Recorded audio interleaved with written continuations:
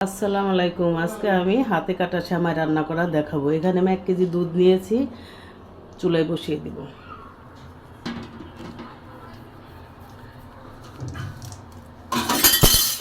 একে একে আমি এটার ভিতরে 2টা তেজপাতা দিয়ে দিব, 3টা দারুচিনি, 2টা এলাচ দিয়ে দিব।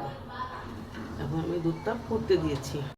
এখন এগুলো আমি সেমাইয়ের ভিতরে দিব। এভাবে বানিয়ে নিয়েছি একটু সুন্দর দেখার জন্য। এখন আমার দুধটা ফুটে উঠেছে। আমি স্বাদ মতো মিষ্টি দিয়ে দিব, যার যেরকম ইচ্ছে। আমি চিনি দিয়ে দিলাম। ওদের যদি কারো লবণ খেতে ইচ্ছে করে মিষ্টিতে, তাহলে 1 চিমটি দিয়ে দিবে। এখন আমি এই বড় বড় করে একটু বানানো এই জিনিসগুলো আগে দিয়ে দিব। এটা আগে না দিয়ে দিলে একটু সিদ্ধ হবে না সেমাইয়ের সঙ্গে। ওটা তো চিকন করে বানানো, আর এটা একটু মোটা করে বানানো। আমি একটু সিদ্ধ দিয়ে দিলাম। এখন আস্তে আস্তে এভাবে আমি দিয়ে দিব আর নেড়ে নেব,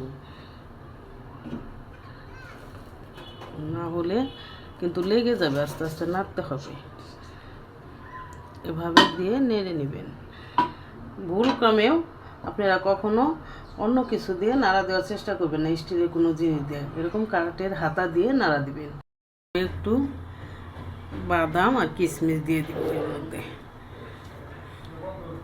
এখন দেখতে কত সুন্দর হয়েছে, লোভনীয় হয়েছে। এই পর্যায়ে আমি এখন নামিয়ে নিব। এই পর্যায়ে নামিয়ে নিব। আমার সেমাইটা রান্না কেমন হয়েছে?